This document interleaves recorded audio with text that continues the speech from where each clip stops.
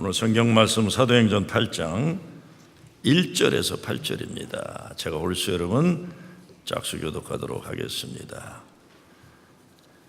그날에 예루살렘에 있는 교회에 큰 박해가 있어 사도 외에는 다 유대와 사마리아 모든 땅으로 흩어지니라.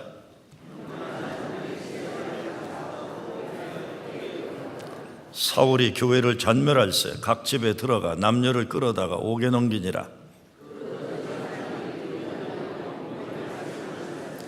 빌립이 사마리아 성에 내려가 그리스도를 백성에게 전파하니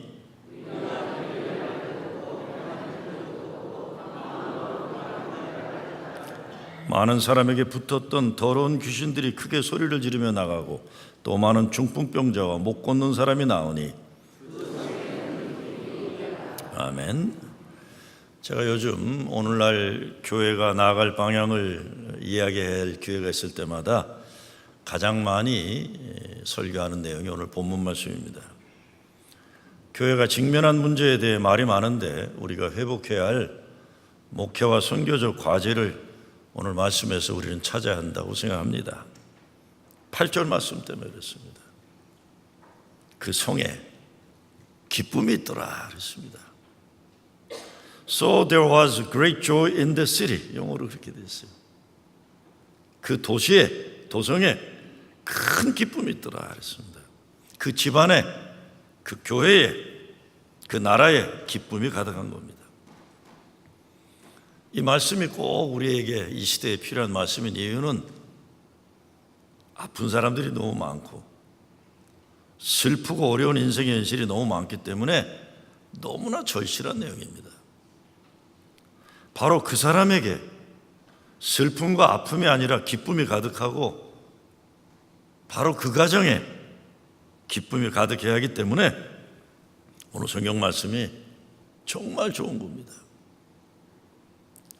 몇 주 전에도 우리 뉴욕교회 성지교회 모임에 감독님이 나와서 우리 교단의 현실, 미래에 대해 발표를 하는데 보니 완전히 겁나고 겁주는 내용을 얘기하는 거였어요. 그래서 제가 쉬는 시간에 가서 감독님하고 몇 사람입니다 가서 제가 그랬어요. 어렵고 힘들 때일수록 겁주고 겁나는 이야기 하지 맙시다 그랬어요. 제가 경고한다 그랬어요. 어렵고 힘들세이로 겁나고 겁주는 얘기 하지 맙시다 그랬어요. 저는 어려울수록 되는 이야기, 될 수 있다는 이야기를 리더들이 해줄 책임이 있다고 여깁니다.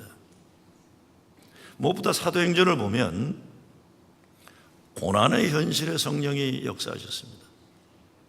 문제가 많을 때 오히려 말씀과 기도에 집중하면서 복음이 흥황하고 교회가 부흥했던 것입니다. 자주 말씀드리지만 해결책을 찾으려 하지 말고 해결책을 찾으려 하면 문제가 자꾸 부각됩니다. 하나님 찾기를 먼저 하고 하나님 찾기에 집중할 때 하나님이 이루어 가시는 역사를 우리가 목격할 수 있는 겁니다. 오늘 본문에서 우리는 엄청 슬픔 가운데 있어야 정상인 사람들을 만나요. 슬픔이 정상이에요. 근데 그 사람들이 큰 기쁨으로 살아가고 있습니다.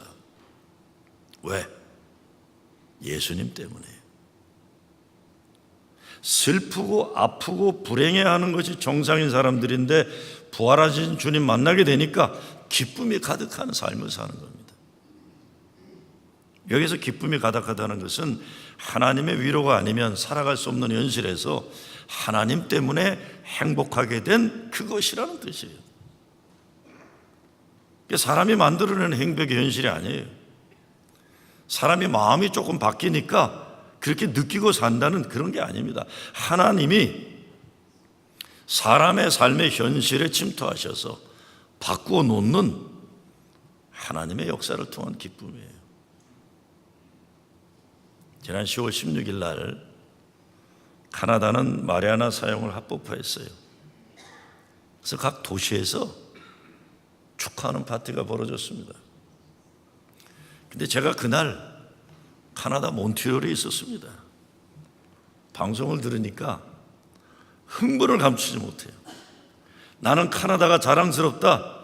오늘은 참으로 기쁜 날이다. 이젠 우리가 마음껏 마리아나를 펴도 범죄자가 되지 않는다. 좋아하는 사람들이 흥분해서 파티가 벌어집니다. 어떻게 보면 오늘 사도행전 말씀에서 말하는 그 도시에 기쁨이 가득했다는 그것과 현상은 비슷해요. 기뻐하다. 그렇지만 내용적으로는 전혀 다른 천지 차이가 나는 일이 일어난 겁니다. 마리아나를 피면 기쁘고 행복하다고 하지만 그것은 마약입니다. 두뇌에 마약성 성분이 들어가기 때문에 기분이 좋아지는 약물의 중독 현상이에요.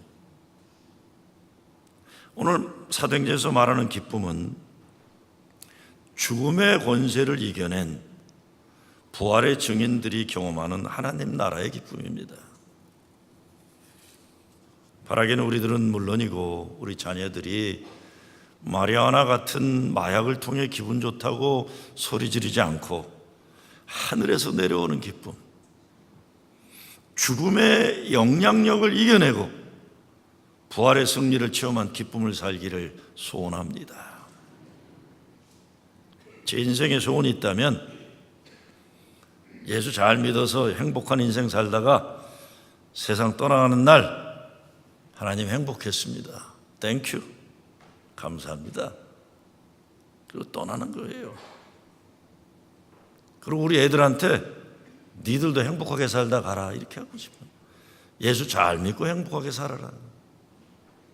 그런데 더 거룩한 욕심, 소원을 가져본다면 내가 살았기 때문에 나와 함께 살던 사람들에게 기쁨이 가득하고 동네에 기쁨이 가득하고 교회에 기쁨이 가득하는 일에 쓰임받는 거예요. 나가서 우리 교회가 있어서 뉴욕에 하나님이 주시는 기쁨으로 가득한 도시가 된다면 이 어마어마한 축복의 은혜일 거였죠. 우리 교회가 소원해야 할 것도 이겁니다. 프러싱 제일교회가 있어서 프러싱에 하나님의 기쁨이 가득하더라. 야, 저 교회에 있으니까 우리 동네가 기쁨이 가득하다. 그렇게 평가받는 교회 되는 겁니다. 그런데 우리는 인생 현실은 때로 참 잔인합니다. 교인들 사는 것도 만만치 않고 어른들은 어른들대로, 젊은 사람들은 젊은 사람들대로, 애들은 애들대로 다 힘들게 살아가요. 얼마 전에 친구 목사가 박완서 시인이 쓰신 일상의 기적이라는 글을 보내왔어요. 일상의 기적이다. 이렇게 되어 있습니다. 덜컥 탈이 났다. 유쾌하게 저녁 식사를 마치고 귀가했는데 갑자기 허리가 뻐근했다. 자고 일어나면 낫겠거니 대수롭지 않게 여겼는데 웬걸 아침에는 침대에서 일어나기조차 힘들었다. 그러자 하룻밤 사이에 사소한 일들이 굉장한 일로 바뀌어버렸다. 세면대에서 허리를 굽혀 세수하기, 양말을 신는 일, 기침하는 일, 앉았다가 일어나는 일이 내게는 더 이상 쉬운 일이 아니었다. 언제나 내 마음대로 될 줄 알았던 나의 몸이 이렇게 기습적으로 반란을 일으킬 줄은 예상조차 못했던 터라 어쩔 줄 몰라 쩔쩔매는 중이다. 이때 중국 속담이 떠올랐다. 기적은 하늘을 날거나 바다 위를 걷는 것이 아니라 땅에서 걸어다니는 것이다. 그러면서 하는 말이 눈 하나 바꾸는데 1억이 든다. 심장 이식 수술을 하는데 5억이 든다. 그러면서 최소한 우리 몸에 있는 것들을 계산해 보면 51억은 된다. 그렇게 했어요. 51억. 살아 숨쉬고 걸어다니는 것 너무 엄청 행복한 것이라 이렇게 쓰셨어요. 그래서 결론은 오늘부터 지금부터 숨 쉴 때마다 감사기도 드려야겠습니다. 이렇게 했어요. 오늘부터 지금부터 숨 쉴 때마다 감사기도 드려야겠습니다. 제가 이번 주 초에 제 아내와 3박 4일 자동차로 카나다 몬트리올 여행을 하고 왔습니다.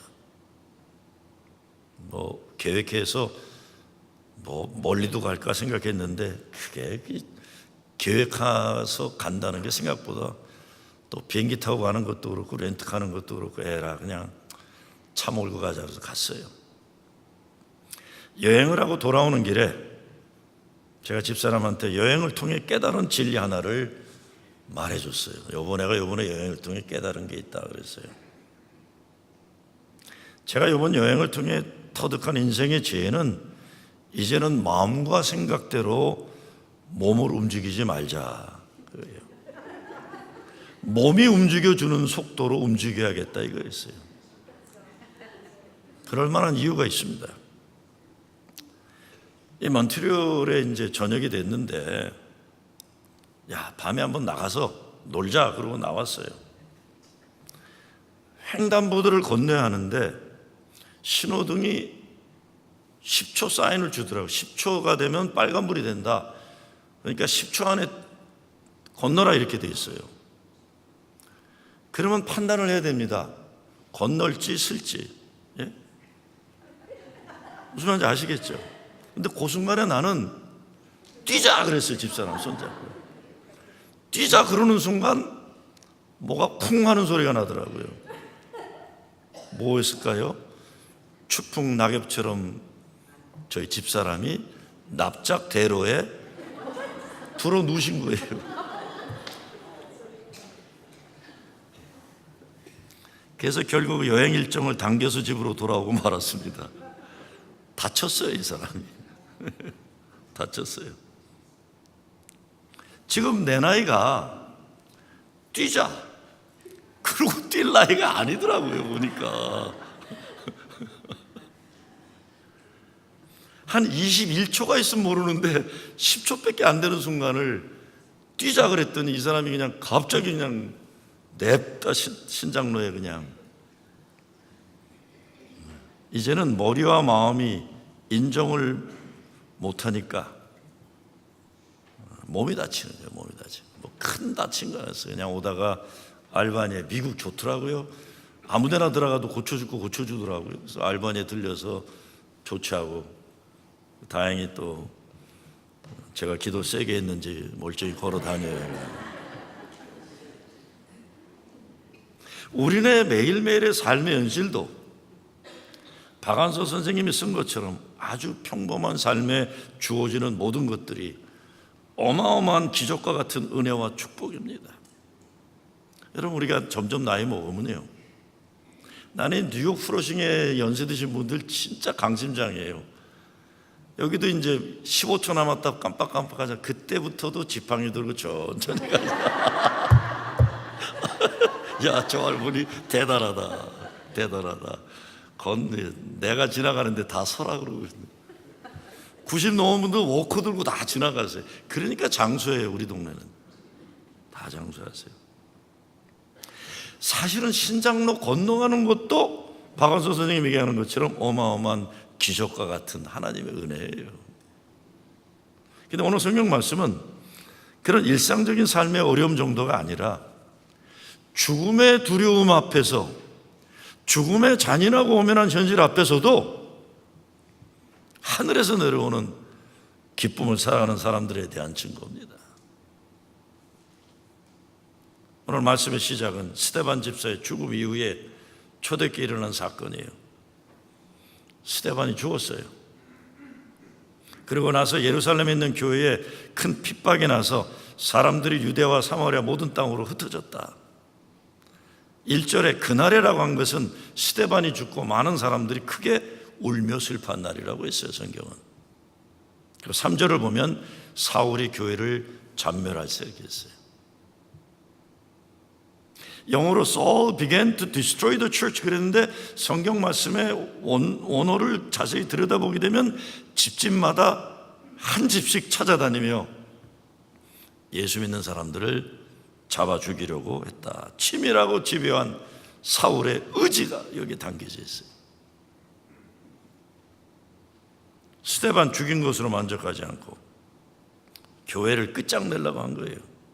그러니까 그날에라고 하는 1절 말씀은 스데반이 죽은 장례식만이 아니라 이제 초대교회가 문 닫아야 하는 그런 현실이에요.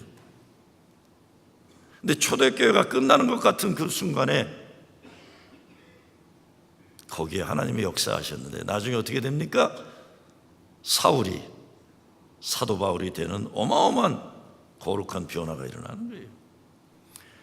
사마리아 땅으로 흩어지는 비극적인 삶의 현실 같았는데 이 사건을 통해 전 세계로 복음이 확장해 나가는 하나님의 역설적인 구원의 역사가 일어나게 되는 겁니다.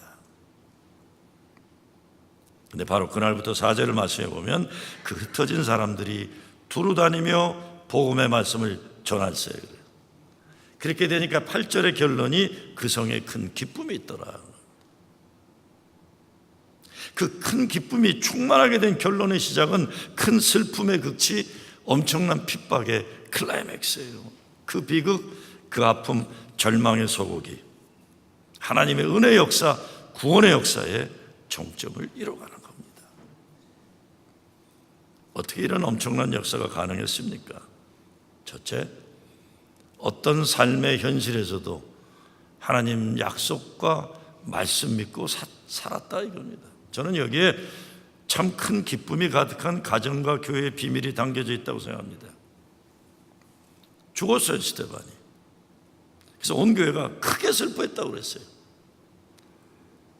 사울이 교회를 잔멸하라고 몸부림쳐요. 그런데 그런 상황에서 흩어진 사람들이 두루 다니며 복음을 전했다 이렇게 된 겁니다.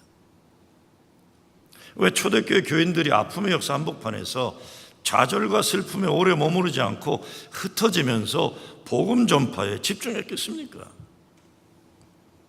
스데반의 죽음을 헛되이하면 안 되기 때문에 그래요. 스데반의 죽음이 슬픔으로만 끝나면 사울이 승리하는 거예요. 사탄마귀의 역사가 승리하는 거예요. 아무리 슬퍼도 그 슬픔이 스데반의 죽음의 결론이 내려지면 안 됩니다. 여기에 부활의 소망으로 산다는 것이 무엇인지 증거가 있는 겁니다. 부활의 증인들은 죽음이 끝이 아니라는 것을 믿고 사는 거예요. 죽음의 영향력이 우리를 판단하게, 우리를 마음대로 좌지우지 못하게 한다는 겁니다. 예수님이 그렇게 말씀하셨기 때문에 그렇게 믿고 사는 거예요. 죽음이 너희를 어찌지 못한다. 우리 믿고 아멘하고 그렇게 사는 거예요. 그래서 초대교회 교인들은 부활의 소망, 믿음의 승리를 위해 흩어지면서 하나님 말씀을 전파했다 이런 겁니다. 우리 인생 남들로 인해 판단되고 결정되어지면 안 됩니다. 아무리 힘들고 어려워도 내 인생은 하나님이 예정하시고 확정하신 거예요. 그렇기 때문에 예수 믿는 사람들의 행복은 주님의 약속이고 명령입니다. 내 기분에 따라 행복한 건 아니에요. 내 현실 조건에 따라 행복한 건 아닙니다. 우리 행복은 성경에서 예수님이 약속하신 최상의 행복이에요. 믿고 그렇게 사는 거죠. 하나님이 우리를 사랑한다고 하셨어요. 하나님이 우리의 모든 죄를 기억조차 하지 않는다고 하셨어요. 하나님이 우리와 함께 하신다고 약속하시고 하나님이 이 싸움은 나의 싸움이다. 내가 승리를 너에게 주리라 약속하시고 우리는 죽음의 권세를 이긴 승리자들이에요. 그러니 행복해야 됩니다. 어느 정도로 행복해야 돼요? 무조건 행복한데 혀를 깨물고라도 행복해야 되는 게 난 행복하다. 네가 뭔데 나의 행복을 뺏어가려고 그러냐 이놈아. 그렇죠? 네? 난 행복하다. 여러분 어떤 데 보면 교인들도 그래요. 저 여자 지금 행복하면 안 되는데 왜 행복해 그래요. 지가 뭔데 남의 행복을 결정해. 그렇죠? 그렇잖아요. 뭐 남편이 세상 떠났다던가 집안에 어려움이 있다던가 그러면 행복하면 안 된다고 사람들은 생각하는 거예요. 네? 왜 남의 행복을 자기들이 마음대로 판단합니까? 나는 무조건 행복하다. 예수님 때문에. 그렇죠? 난 혀를 깨물고라도 행복하리라. 여러분 우리가 우리 인생 돌아보면서 인생에 닥쳐왔던 작고 큰 아픔과 절망의 때에 하나님 원망하고 신앙 버린 것으로 결론 내려줬다면 얼마나 우리 불행한 사람들이었겠습니까? 오늘까지 인생 살면서 여러분 인생의 고비마다 어려움이 있었을 텐데 슬픔과 좌절로 결말을 내렸었다면 오늘 여러분과 여러분 가정은 어떤 모습이겠습니까? 비극이었을 거예요. 근데 하나님이 그런 나의 인생을 좌절과 패배로 끝나게 하지 않으시고 회복시켜 주셨다는 걸 생각하면 얼마나 감사한지 몰라요.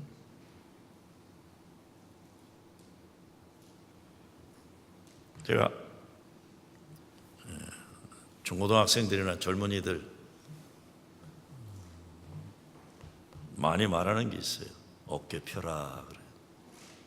영어로 walk tall. 이놈아 이리 와. 왜요 목사님? 어깨 펴. walk tall. 아니 뭐 기죽어 살 게 뭐 있냐 어깨 펴라. 그래서 어떤 애들은 제가 이렇게 쳐다보면 걸어가다 이러고 걸어가요. 어깨 펴라. 세상이 짓누러도 어깨는 펴라. 머리 들어라.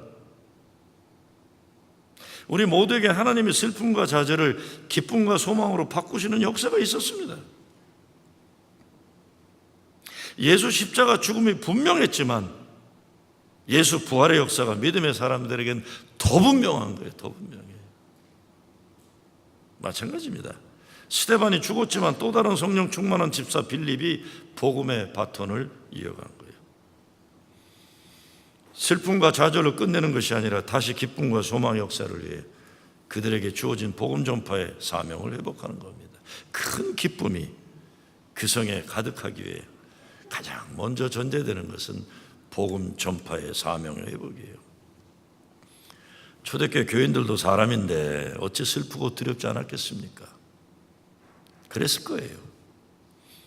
그러나 그들이 붙잡은 것은 그런 인생의 현실이 아니라 부활하신 주님의 약속이었습니다. 그 믿음으로 살아야 하기 때문에 스데반 죽고 교회가 몇 달간이라도 슬픔에 깊이 빠져 하는데 초대교회 그냥 일어났어요. 오늘 말씀에 크게 울었다고 그랬는데 그러고는 벌떡 일어난 거예요. 일어나서 뭐합니까? 스데반이 하던 일, 복음의 증거를 계속하는 거예요. 여기에 슬픔 너머에 담겨져 있는 하나님이 허락하시는 큰 기쁨의 비밀이 담겨져 있는 것입니다. 하나님 기뻐하시는 일을 할 때 우리에게 큰 기쁨이 있어요. 하나님 말씀 증거하는 겁니다. 예수 복음 전파하는 겁니다. 예수 구원, 예수 사랑 말씀 나누고 그렇게 믿고 살아가는 거예요. 그래서 바울이 때를 얻든지 얻지 못하든지 말씀을 전하라고 하는 겁니다. 우리의 실력이 아니잖아요. 우리의 그 무엇이 아니라 성령께서 필요하신 대로 하나님이 하셔야 할 일, 구원의 역사를 이뤄가시는 겁니다. 교회도 그래요.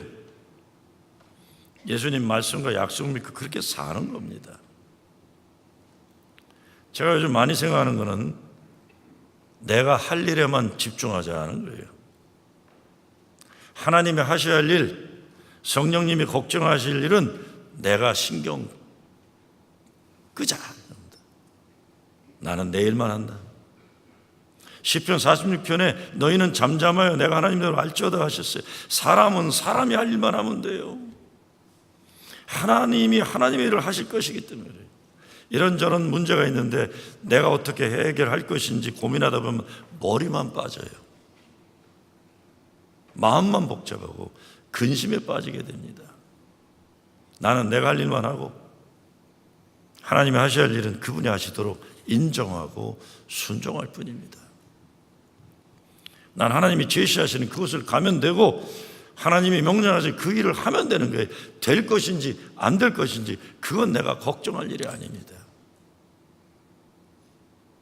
내가 걱정하는 것도 문제이지만 내가 결과에 대한 영광도 받을 것도 없어요.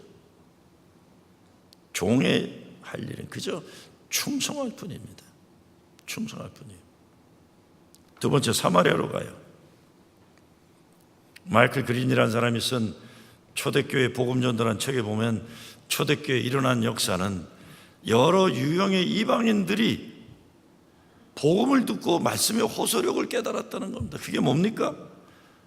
당시 사회적으로 억압받는 계층, 노예 계층, 가난한 사람들, 자유인들이 그 땅에 많이 있었는데 사마리아 땅으로 흩어진 크리스천들이 복음을 증거하는 내용에 보니까 뭐라고 합니까? 그리스도 안에 있으면 헬라인이나 유대인이나 구별이 없다 그랬어요.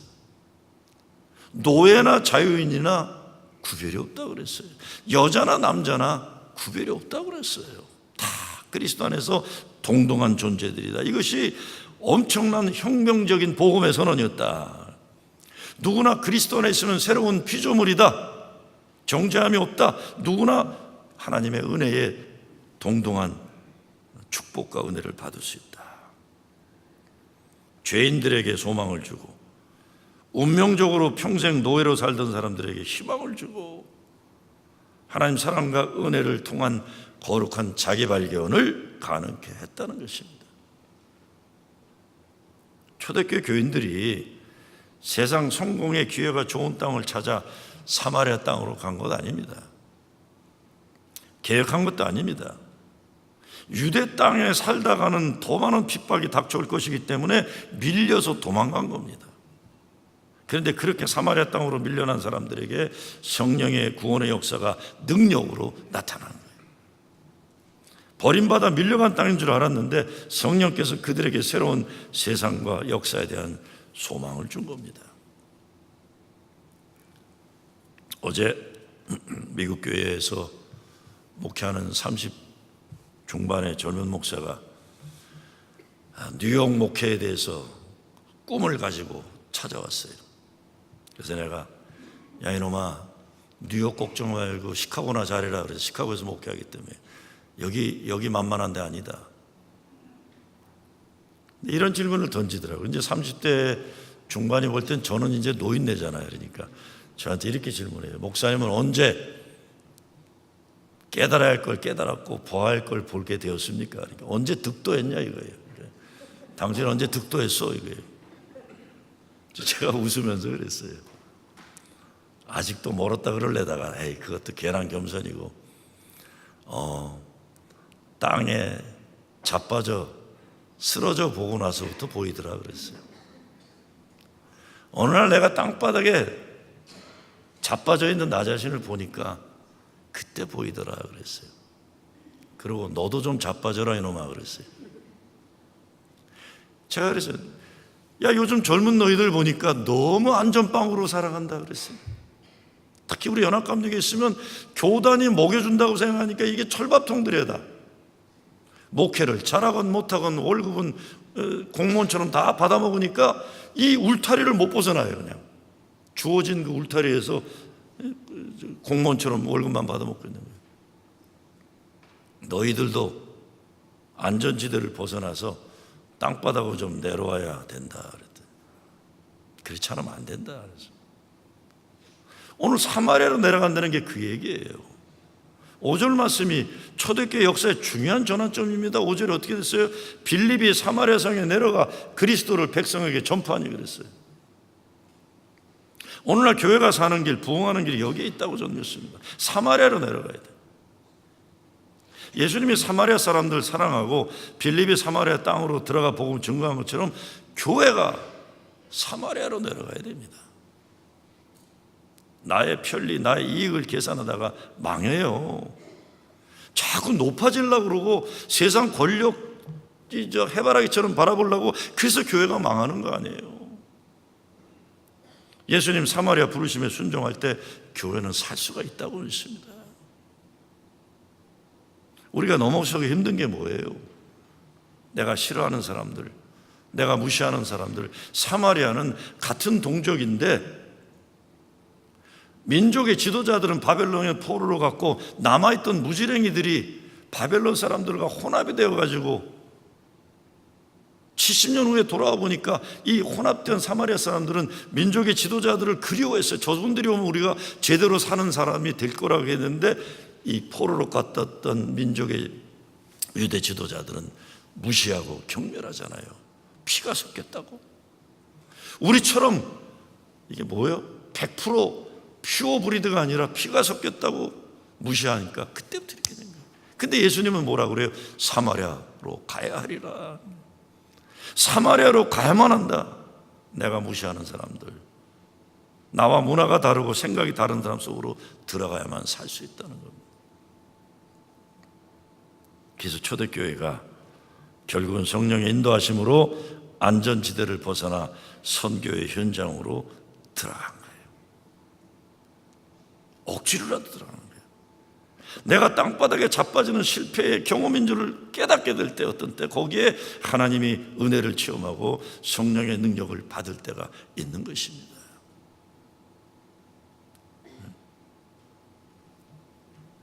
제가 지난주에 우리 김준우 목사 취임 예배 가서 그런 얘기를 했어요. 나는 김 목사 목회 성공하는 거 절대 바라지 않는다 그랬어요.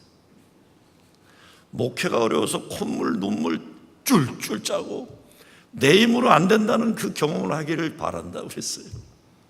바란다. 젊은 사람들 빨리 성공하는 것만큼 불행은 없습니다. 예수님 말씀 순종하고 성령의 인도하심 따라 살아가니까 그 성에 큰 기쁨이 있더라.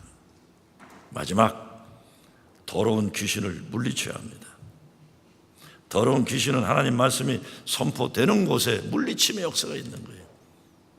에스겔 47장에 보게 되면 성전에서 흘러나온 물이 흘러가는 곳마다 죽어간 것들이 살아나고 열매 맺지 못한 곳에 열매 맺는 역사가 일어나고 그 나무에 잎사귀를 대면 병이 고침받는 역사가 일어난다 그랬어요.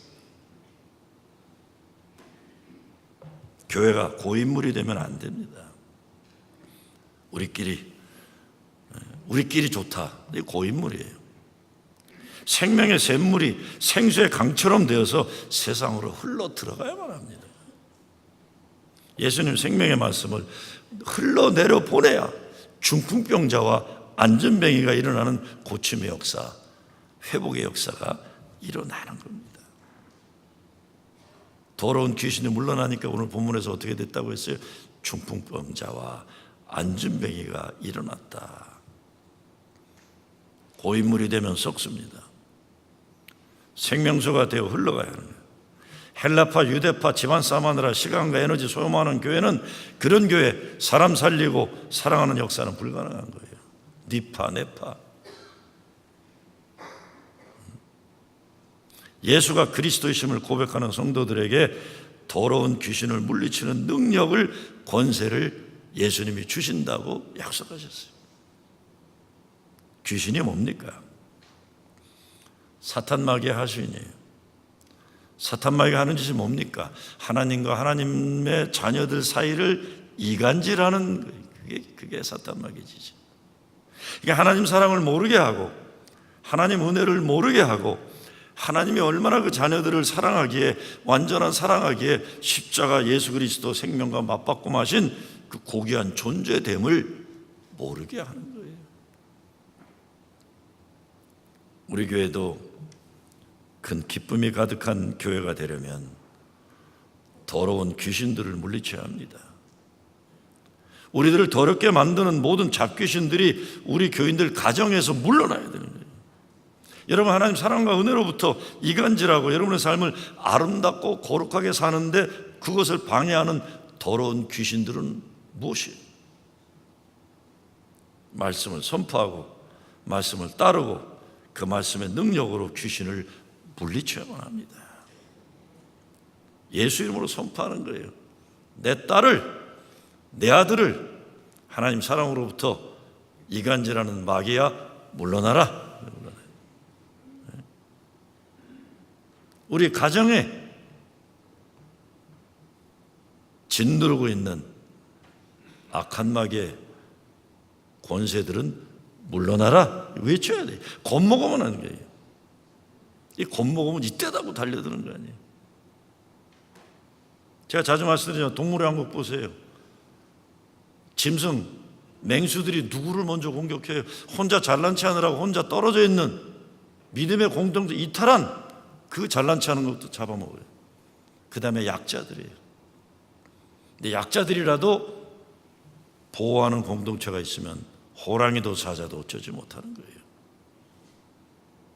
중풍병자도 그렇고 안전병이도 그렇고 모습을 갖추었으나 구실을 못하는 현실입니다. 일어나야 하는데 꼼짝 못하고 있는 거예요.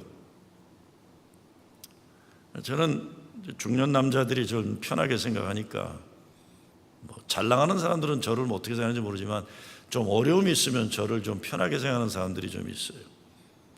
50대 후반에 들어가는 남자를 만났는데 항상 교만할 정도로 당당하던 사람인데 몇 년 전에 사업 한번 말아먹고 나더니 이 사람이 사람을 안 만나더라고요. 그랬더니 저를 만나고서 이렇게 얘기하더라고요. 목사님, 내가 너무 위축되어서 사람 만나기가 싫어요. 그래요.